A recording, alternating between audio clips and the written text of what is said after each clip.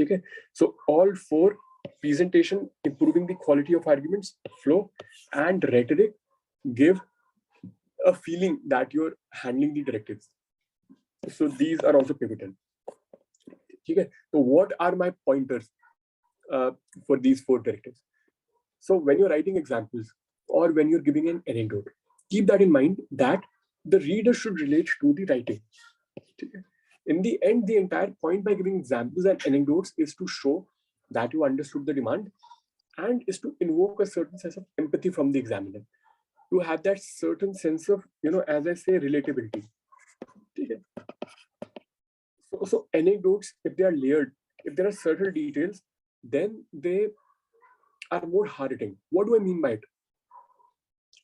So we will see it, some of the illustrations in the anecdotes. We'll see that when your examples have details, when the anecdotes have details, in that example, in that topic of technology enslavement, let's say I write about this guy, this kid who is in kindergarten, and he comes back home and he's addicted to the iPad.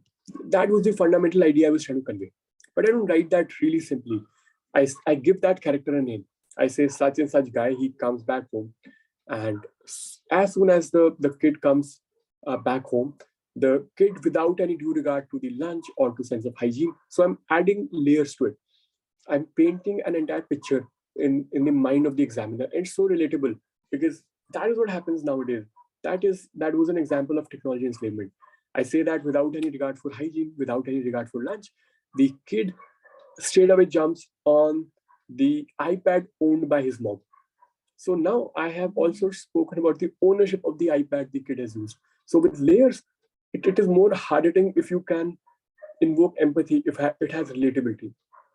And I speak about relatability because if you take out examples from a cultural context which is not understood well by the examiner, you won't be awarded and you might also be penalized for it.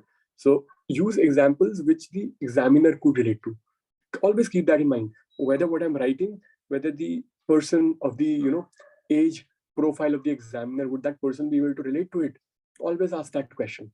And it'll only come with practice, with more and more practice, and knowing that at the back of your head would help you create better anecdotes, would help you create better, more relatable examples.